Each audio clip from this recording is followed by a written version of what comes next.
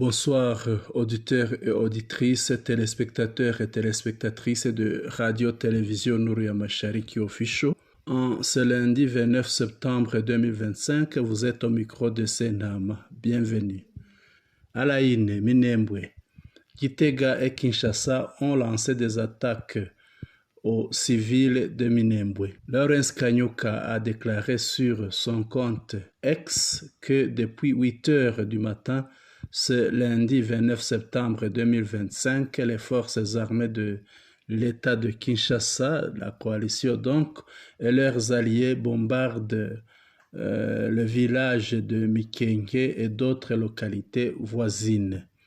Il affirme que toutes ces attaques sont parties d'Uvira et de Bujumbura et visent les populations civiles innocentes. Les frappes aériennes menées à Mikenge auraient détruit deux maisons, mais sans faire de victimes. La FCM 23 a déclaré qu'elle se tient aux côtés de la population et s'engage à protéger la population civile. Sud Kivu toujours. La FCM 23 libère Bukalakala et Matare. La FC poursuit sa marche de libération.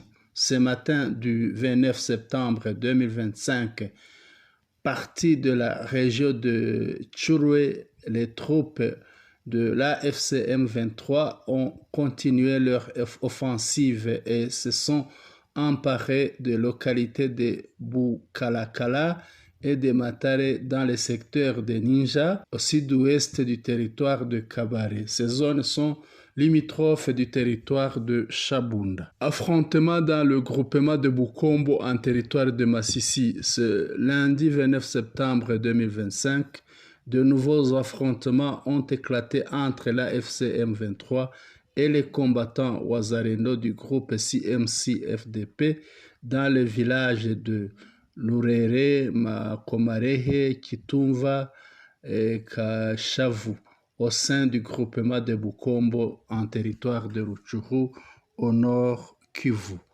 Selon les informations en provenance de la société civile locale, il s'agirait des opérations de ratissage menées par la FCM 23. Des détonations d'armes lourdes et légères ont été entendues dans ces localités de la chefferie de Brito, paralysant diverses activités des habitants, rapportent des sources locales. Les informations en provenance de la région indiquent que la situation reste préoccupante dans les villages touchés par les affrontements. Toutefois, ces villages demeurent sous contrôle de l'AFCM 23 tandis que les Wazalendo se trouvent toujours cachés dans des brousses en périphérie. Sud Kivu. Le pont Shesha à Kakinda a été réhabilité par la FCM 23. Le gouverneur du Sud Kivu, Patrick Boussou Bwangui Chombo, ensemble avec les autorités militaires de l'armée révolutionnaire congolaise, ont touché sur l'accélérateur pour la réhabilitation de la route Bourare-Chabunda. C'est un ouf de soulagement pour les usagers de celle-ci. Le pont Shesha à Kakinda, bombardé il y a 5 mois par les avions de guerre de FARDC, Maïmaï, FDLR, Wazalendo, sous l'égide du régime de Chirombo afin de punir la population de Warungu et Chabunda. Notons que ce pont est désormais praticable depuis ce dimanche 28 septembre 2025 après des intenses travaux de réhabilitation financés par le mouvement révolutionnaire AFCM 23. La barrière de Moubare sur la route nationale numéro 2 est levée.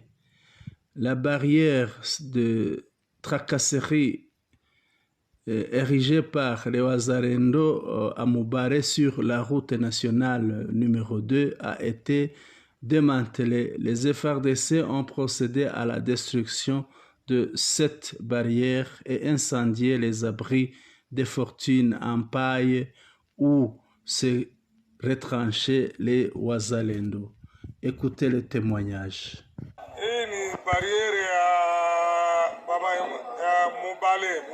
Ça, c'est la barrière de Mubale.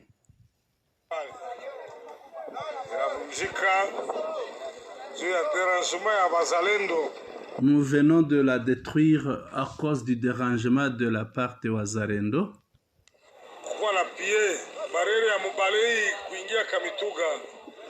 Ça, c'est la barrière de Mubale quand à l'entrée Kamituga.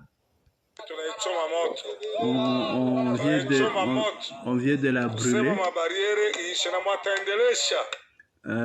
C'est fini, il faut que l'on en finisse avec les barrières.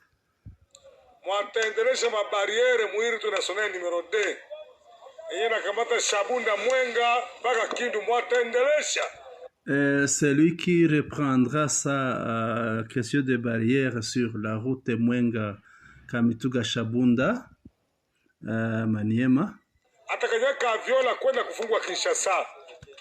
On va l'embarquer par avion jusqu'à Kinshasa et c'est là qu'il sera incarcéré.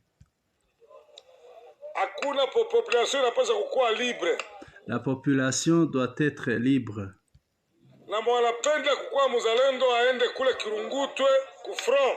Et celui qui voudrait être un vrai Muzalendo, il doit partir à la ligne de front à Kilungutwe. Voilà, c'est ça. On continue avec le témoignage. Il y a un autre. C'est la suite. On continue.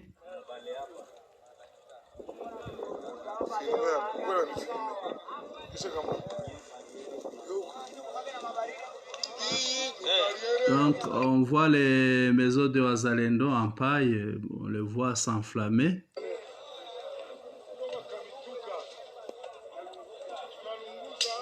Nous venons de brûler ça, nous venons de brûler ces maisonnettes qui se trouvent à la barrière, ici, la barrière à la route numéro 2, nationale numéro 2.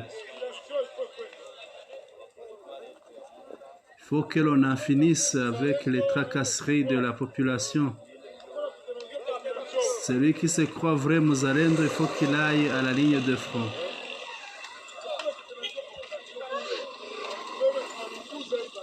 On vient de la brûler.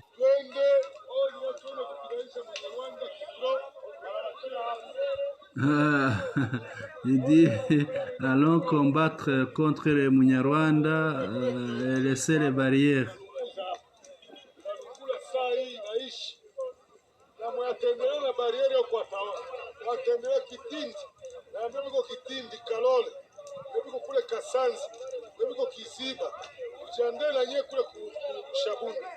Là où vous êtes, là où vous avez érigé, partout où vous avez érigé des barrières, nous sommes en train de venir. Et nombreux d'entre vous seront emprisonnés. Voilà, voyez ça, c'est comme cela que l'on va faire. On va brûler toutes les barrières et les Wazalendo qui se trouvent sur les barrières, on va les embarquer vers Kinshasa. Voilà, c'est ça, c'était ça le témoignage. Continuons avec notre bulletin d'information. Selon les FARDC, tout véritable Muzalendo, celui qui prétend défendre réellement la patrie, ne devrait pas se livrer à des tracasseries sur les routes pour rançonner les civils. Au contraire, il est invité à rejoindre le front à Kilungutwe, non loin de Mubare, où se mène la véritable bataille contre la FCM 23. 5 morts et plusieurs blessés dans 2 embuscades de Wazalendo contre les FARDC à Maniema. 2 embuscades menées par les miliciens Wazalendo contre les militaires de FARDC ont eu lieu dans le territoire de Lubutu et Punia, province du Maniema, entre le samedi 27 septembre 2025 et le dimanche donc 28. Ces attaques ont coûté la vie à 5 personnes, comprenant des militaires des FARDC et des combattants Wazalendo. Les assaillants ont également saisi des armes appartenant aux forces gouvernementales. Selon Lawamo Selemani Taylor, ministre provincial de l'Intérieur et de la Sécurité, le Wazalendo justifie ces offensives par une contestation de la nomination d'un nouveau commandant des FARDC dans ces territoires. Taylor dénonce cette attitude comme une forme d'indiscipline et appelle les autorités nationales à régler cette situation devenue problématique et source majeure d'insécurité dans la province. La gestion de Wazalendo dans la province du Maniema est devenue une source majeure d'inquiétude. Ils s'en prennent désormais aux forces de l'ordre, provoquant des conflits sanglants alors qu'ils sont censés être des partenaires de l'armée. Ce glissement de rôle de Wazalendo manipulé selon le ministre de l'Intérieur engendre un climat d'insécurité croissant, rendant la situation particulièrement complexe à gérer. Il met en garde contre le risque de nouvelles pertes humaines résultant des tensions non résolues entre les Wazalendo et l'armée régulière. Taylor Selemani espère une intervention rapide des autorités au niveau national pour apaiser le climat sécuritaire et clarifier le rôle des Wazalendo qui étaient initialement censés appuyer les FARDC mais qui agissent désormais de façon antagoniste. Ces affrontements surviennent dans un contexte de violences récurrentes dans la région où les Wazalendo sont souvent impliqués dans des actes de violence contre les civils et les forces de l'ordre, exacerbant l'instabilité au Maniema, regrette le ministre provincial de l'Intérieur. Auditeurs et auditrices, téléspectateurs et téléspectatrices de Radio-Télévision Nouria Mashariki, nous voici à la fin de notre bulletin d'information. Nous vous remercions pour votre aimable attention et nous vous souhaitons une excellente soirée. Vous étiez au micro de Sendama. Merci.